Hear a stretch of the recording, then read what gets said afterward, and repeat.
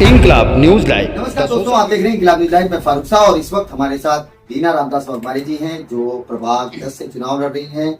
चुनाव प्रचार चिन्ह इनका वही चिन्ह है जो कांग्रेस का था और लंबे समय से भारतीय राष्ट्रीय कांग्रेस पार्टी से जुड़े हुए रामदास वर्मारी जी हैं। और स्वागत है आपका इंकलाब न्यूज लाइव में। आपसे सिर्फ 3 मुद्दों पर बात करेंगे कि आप चुनावी रणभूमि में आखिर क्यों। दूसरी बात आपसे ये करेंगे कि आप अगर चुन कर आती हैं तो जनता के लिए क्या करेंगे। तीसरी बात आपसे ये करेंगे कि आपने कांग्रेस को छोड़कर यहाँ के बढ़ने वाले पार्टियों के साथ जो अपने आप को क्यों नहीं। पहला सवाल आपसे कि आप चुनावी रणभूमि में जी, पहला तो ये महिला वार्ड था, यहाँ पे जो हम काम कर रहे थे, यहाँ के लोगों के लिए हमें करना है ना, यहाँ पे कुछ सुधार लाना है, काम करना है और जनता को भी, जनता से ज्यादा उन नेताओं को हमें दिखाना है जो भ्रष्टाचार को ज्यादा बढ़ावा देते। एक्चुअली मेरी नजर में कोई भी मनुष्य परमेश्वर ने गलत इससे नहीं बनाया, लेकिन उसके अंदर जो ग्रीड आ जाता है, लालच आ जाता है, वो सबसे बुरा बात है ना। तो एक इंसान अगर अपने लालच को छोड़कर ईमानदारी से काम करता है तो जनता में बहुत अच्छा कार्य हो सकता है। जनता के बीच में आप जा रही हैं, क्या प्रतिशत आते हैं, क्या देखने को मिलता है? जी, मैं एक्चुअली जनता के साथ में मैं बहुत अच्छा महसूस कर रही हूँ।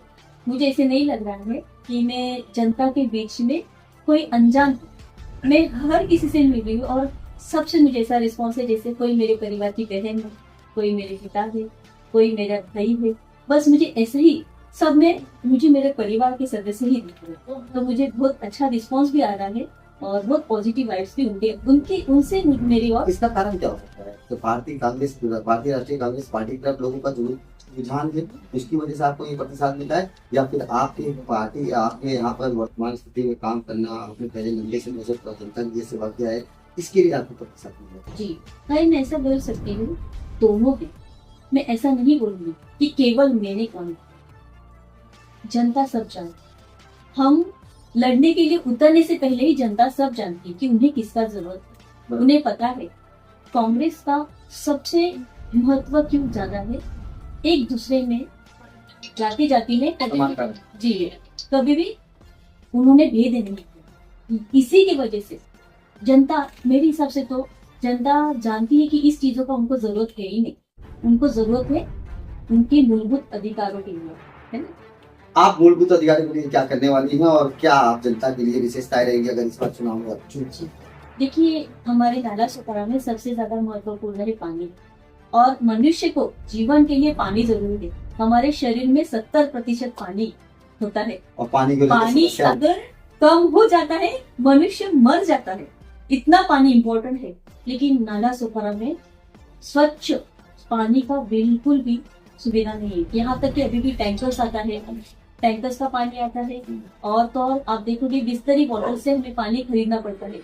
रिश्तेदार हमारे यहाँ पे आना नहीं चाहते क्योंकि उन्हें पता है नाला सोपारा में पानी का बड़ा दिक्कत है। तो ये सबसे मूलभूत हमारा सभी मनुष्य का जो भी इस जीवन में जीता है उनका सभी का अधिकार है स्वच्छ शुद्ध पानी वो पाए। प्राथमिकता पानी पर है। दूसरी प्राथमिकता किसकी होगी? देखिए, दूसरी प्राथमिकता है हमारे आरोग्य के लिए।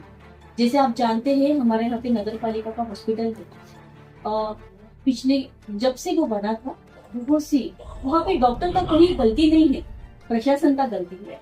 क्योंकि यदि आप डॉक्टर को मेडिसिन वहाँ पे लगने वाले औजार नहीं देंगे वो कैसे करेंगे, कैसे इलाज करेंगे? गहराई से आपने सर्च किया है? मैंने आपको कहा ना भाई, जरूरी नहीं है कि मैं अपने आप को बढ़ावा करने के लिए सामने वाले को गलत ही बोलूं, है ना।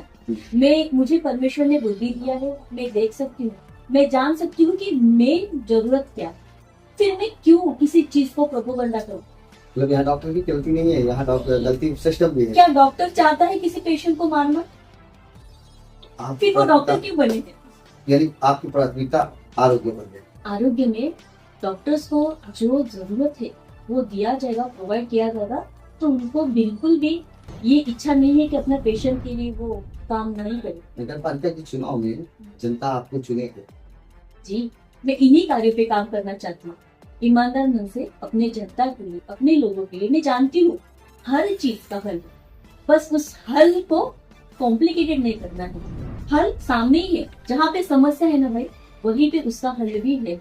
लेकिन यानी जो नगर सेवक पिछले आए या जो चुने जाने वाले हैं उनके पास इसका ऑप्शन नहीं है, इस तरह की सोच नहीं रखते जैसा आपने देखिए, सोच रखा है। मैं इतना कह सकती हूँ, मैं किसी को ब्लेम नहीं करना चाहती, क्योंकि हर कोई जीवन हमारा है, जन्म और मृत्यु के बीच में हम किस चीज को चुनते हैं, सही बात। हाँ। तो वो अपने जीवन में सही बात चुन सकते हैं, गलत बात चुन सकते हैं, लेकिन मैं उनके लिए गलत बोलने वाली कोई नहीं हूँ। मैं जानती हूँ, मैं बचपन से मैं 2 नंबर की बेटी, मैं जानती थी मेरी बड़ी बहन को जब ठोकर लगती थी, मुझे पता था सामने पत्थर है, वो गलती मैं ना करूँ। मैंने आगे चलने वाले हमारे लोगों को देखा, सभी नेताओं को देखा, और मैं जानती हूँ कि वो गलती नहीं दोहराई जानी चाहिए, है ना। मनुष्य गलतियों से सीखता है, लेकिन सीखने का इच्छा होना चाहिए, ये जरूरी है। मैं चाहूंगा कि दर्शकों से आप अपने वोट के लिए बोलें, और मैं चाहूंगा दर्शकों से कि आप इस बारे में जी इस बार चुनाव में आपकी क्या तैयारी है और किस तरीके से संबोधन करेंगे। जी नमस्कार, मैं रीना रामदास वाघमारे आपके बीच में से ही महानगर पालिका वसई विरार महानगर पालिका की चुनाव में खड़ी हूँ। प्रभाग क्रमांक 10 क से हूँ और कांग्रेस की उम्मीदवार हूँ। मेरा निशानी है हाथ का पंजा। एक्चुअली वोट इसीलिए करना है ताकि आपके समाज को बचाना है, नहीं आपके घर को बचाना है। आपके आस पास में आपके क्या लाना है, अच्छे सुविधाएं, जल, बिजली और एक सुंदर माहौल अपने बच्चों के लिए, स्कूल के लिए, हमारे आरोग्य के लिए। हमारी सरकार सब दे सकती है अगर कोशिश करने वाला ईमानदार हो। मैं इस चुनाव में इसीलिए उतरी हूँ ताकि मैं आप सबसे दिखा सकूं कि यदि कोई ईमानदारी से अपने काम को, सिर्फ काम को, जो काम उनके लिए चुना है उतना काम ईमानदारी से करे, तो उसे बिल्कुल भी जरूरत नहीं अन्य किसी चीजों की, किसी को भी लुभाने की जरूरत नहीं है। बस काम से ही हो सकता है और हल सभी चीज का है। तो कृपया आपने आने वाले चुनाव में जरूर मतदान कीजिए और पंजा इस निशानी को जरूर वोट देते हुए, पंजा इस निशानी के सामने का बटन दबाते हुए बहुमत से मुझे विजय कीजिए, ताकि मैं आप सभी बहनों के लिए और आप सभी परिवार के सदस्य के लिए, भाइयों के लिए मैं कार्य करते हुए साथ में करेंगे, अकेले नहीं कर सकूंगी। जी धन्यवाद। मैं इनके बारे में एक छोटी सी बात और बताता हूँ जो ऑन कैमरा नहीं आ सका। हमसे इन्होंने जब चर्चा किया तो चर्चा के दौरान इन्होंने ये बात कही कि जब मैं वोटर्स के पास वोट मांगने जाती हूँ तो मुझे उनके अपनी बात रखने से पहले उनके दर्द और दुख दिखाई देते हैं।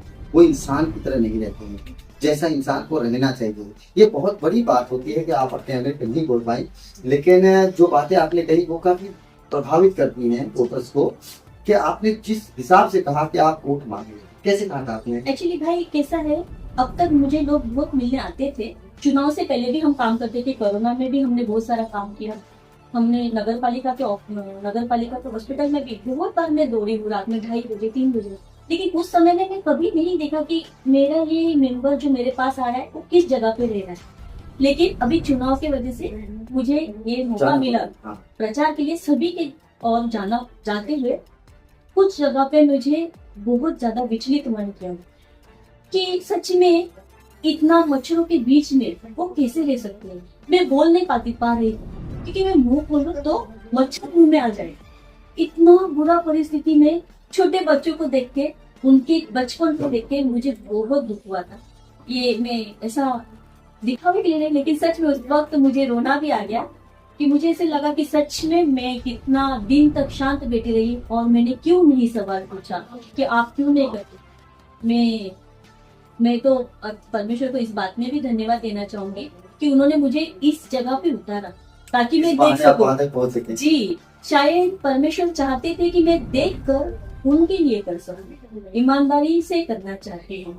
बहुत बड़ी बात इन्होंने कही है कि अभी तक आपने देखा होगा वोट मांगने के लिए दरवाजे तक जाते हैं, साउंड बजाते हैं, सीटी बजाते हैं, घंटा बजाते हैं, संग बजाते हैं, नारे लगाते हैं, लेकिन उन वोटर्स हैं उनके दुख दर्द को महसूस तक नहीं कर पाते हैं। धूम धड़ाके के भी ये बात कभी नहीं उभर कर आएगी, किसी वोटर्स की दुख तकलीफ को किसी प्रत्याशी ने दर्शाया हो। लेकिन रीना रामदास वाघमारे जी ने जो आज बात कही है, ये हम पत्रकारों की भी आंखें खोलती हैं कि हम न्यूज तो कवर करते हैं, हम धूम धड़ाके, डीजे साउंड और लोगों के सर पे पगड़ी, मफलर, रुमाल, तौलिया, ये सब सारी चीजें दिखाते हैं कैमरे पर, लेकिन वो दिखाना भूल जाते हैं जो एक वोटर्स की दुख और तकलीफ होती है। जो बातें इन्होंने कही है कि खाने पीने को पानी नहीं, सोने के लिए सुकून की नींद नहीं, क्योंकि मच्छरों से परेशानी, वो भी इन्होंने कहा है कि गटर, नाली, रोड, रास्ते, सब कुछ की समस्याएं हैं जो मुझे दिखाई देती हैं और मैं भावुक हो जाती हूँ। ऐसे में मुझे ऐसा लगता है कि शायद परमेश्वर ने इन्हें इसीलिए चुना है कि एक बार इन्हें सेवा का मौका अगर आप देते हैं तो ये शायद आपको ये कुछ करने की इच्छा रखती है, इन्हें आपका दर्द दिखाई देता है। हम दर्शकों से अनुरोध करेंगे, अगर आपको ये वीडियो अच्छा लगे तो अपने दोस्तों को, अपनी पहचान वालों को शेयर करें और उन्हें साझा करें, बताएं कि एक नेता हमारे बीच ऐसा भी है जो हमें देखता है, महसूस करता है, हमसे वोट मांगने नहीं आता। बहुत बहुत धन्यवाद आपका। जय हिंद, जय भारत। अगली खबर प्राप्त करने के लिए चैनल को सब्सक्राइब करें, लाइक करें और शेयर करें और सपोर्ट करें निःशुल्क पत्रकारिता का। जय हिंद, जय महाराष्ट्र।